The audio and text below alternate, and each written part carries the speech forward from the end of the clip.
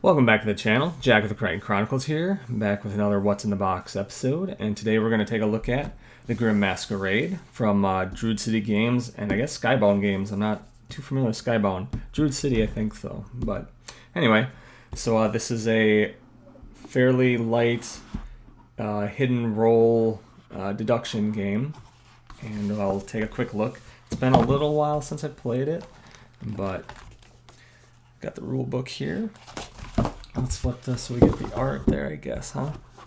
I'm going to try and do the autofocus again. It seemed to work last time, so this gives you a little component list. 2 to 5 players, 8 plus, age-wise, and then 20 to 40 minutes, and that, I would say, is accurate. So you got the board, a bunch of cards, some tokens, some victory point tokens, and yeah, let's go through them. Got a little setup here for the game. So that's pretty much how it will look when you set it up. And yeah, it's got a few examples. There's 2 ways to play it. There's an advanced way and then a standard way. I have not played the advanced ways, so I actually looked through this a little bit beforehand because I was not familiar with some of the components. Here are a bunch of actions that you can take. And they go into each action in depth, and in the variant it looked like they went into some of the details of each of the special ability cards and stuff, so it's pretty cool. So, and this is some of the special abilities in the advance, and yeah, pretty sweet art actually. Let's see. Alright, so this should be pretty quick. These are just the rose tokens, so these are what you'll score. These are the victory points, so if you do complete certain actions or win a round, you'll get roses. Technically, I guess, yeah. If you win a round, you get these. There's 3 rounds in the game, so you'll get these, and they'll be like bonus roses. So the first round, if you win, it's worth 1 rose, 3 roses in the second, and this is 5 roses in the third. So if it goes up to third, if anybody at any point at the end of the game or round has 10 rose tokens, then it is over and they're the winner. But these are really thick, really nice pieces here. So, and then we'll have, maybe I'll take this out, because this I'm a little disappointed. I don't know if you can see it. It is fairly warped, kind of. It's annoying, but yeah, and I'm afraid I don't want to bend it too much. I don't want to crease anything, but that's the board. So throughout the game, each character you'll get a secret character card. That'll be who you are.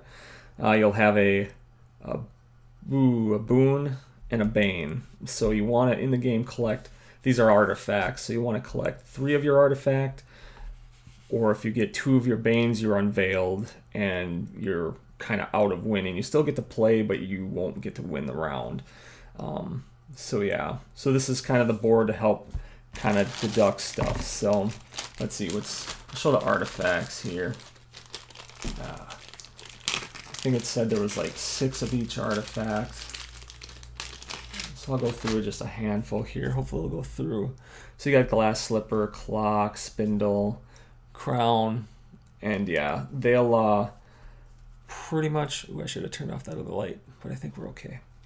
Mirror, cauldron, yeah. So there's just a bunch of these, like I said, 6 of each type. And throughout the game, at the beginning of the game, you'll be picking one that are spread out at the beginning of the game. There's like the number of players plus 2, and each player will take 1 into their tableau. And your turn will basically consist of drawing a card from the artifact deck, looking at it. You know, obviously your identity secret, you want to keep this secret too, or, well, you don't have to, I guess. You'll draw one, decide, do you want to give it to another player or keep it? And obviously through the game, you're trying to, if you were Sleeping Beauty, you'd want the clocks. So you might want to keep it, but if you do that, people might think you're Sleeping Beauty and they might give you a spindle. And if you get 2 of those spindles, then you're out. So you can either keep or give it away, and then you draw another card, and you have to do the opposite. If you gave the last card away, you got to keep it. If you kept the last card, you got to give it away to another player. So this is kind of how you eventually start to get information on who the other characters are. So yeah, if you let's say if you had two mirrors placed in front of you, once that second mirror is placed, you have to show that you are not, who's the mirror? The evil queen. Okay, so because that's their boon, and if you were the evil queen, if I was the evil queen, I have to reveal myself, and then I would be out or whatever technically. But if not, whatever color you are, this is a evidence token. You just, I'm not the queen, evil queen.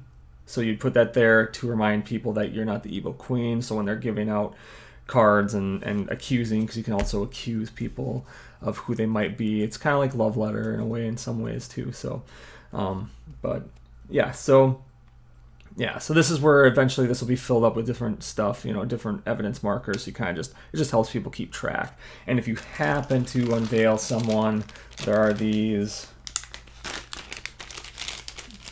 like tokens to cover up the spot. So it just kind of lets you know that they're out of the game once they've been unveiled and everything and whatnot. So kind of neat. You probably didn't need these because obviously the character would have their card flipped up, but I don't know. It's kind of nice. So that's what these are, and really thick actually. Really nice.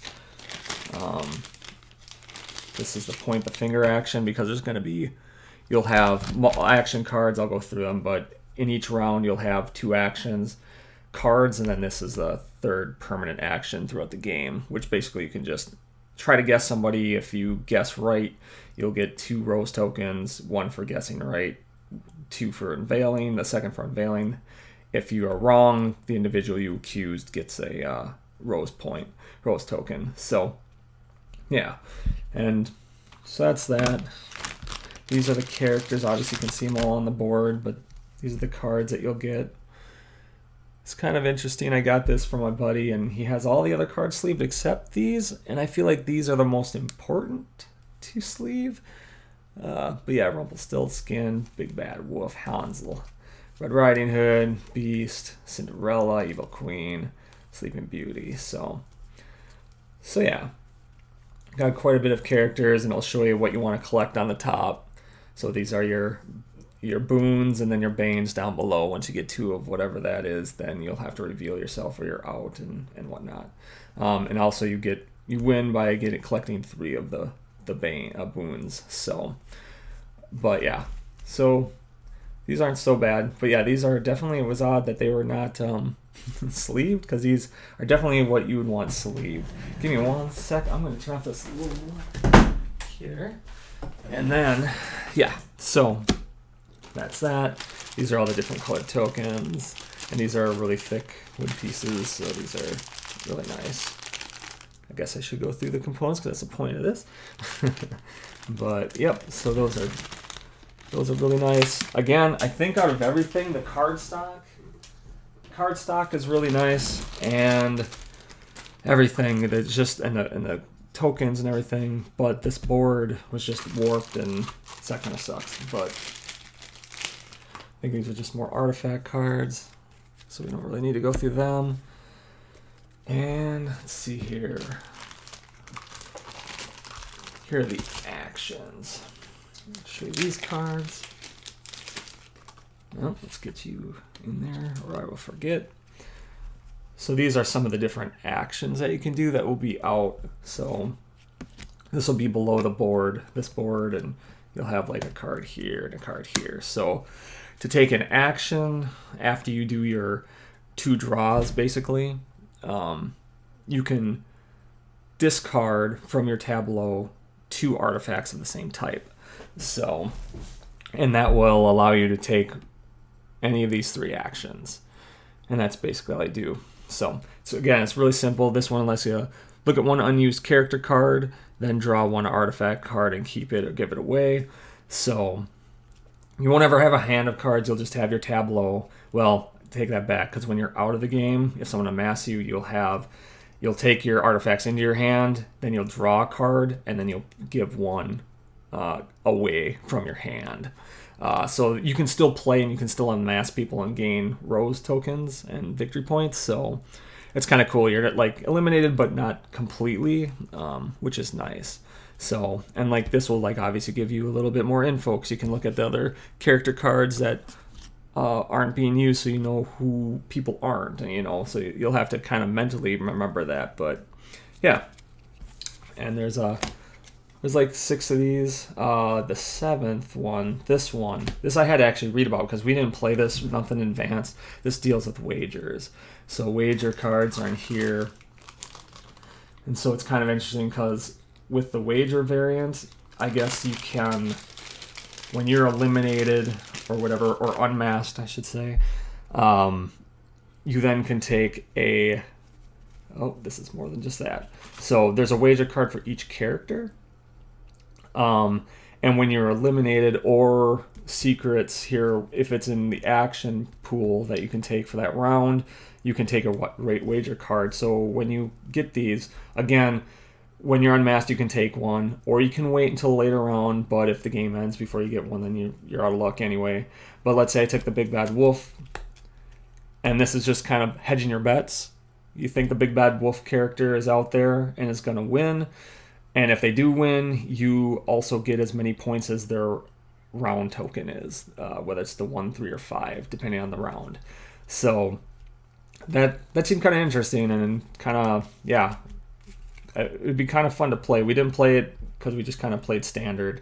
And then, so again, these are the wagers, and then the different actions, and then we got the, this is another variant in a way. I guess it's just special abilities.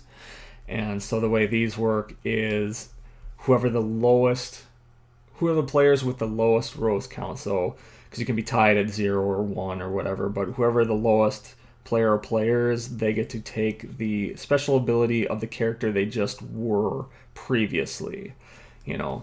So if I was the beast or whatever, last round I lost and I have 0 tokens and I'm the least, I would get this. And Master of the Game, at the beginning of your turn, at the end of your turn, if you placed any evidence markers, draw an artifact and keep it or give it away. So they're just like a little boost to help you catch up, kind of like a catch-up mechanic, I guess. I don't know if the game really needs it. It's more just different variety of ways. Even with the wager tokens, seem interesting because that could be, you know, really swing the game. I mean, so yeah, especially if you've already got a bunch and you get the amount that the winner also gets for the round token. Yeah.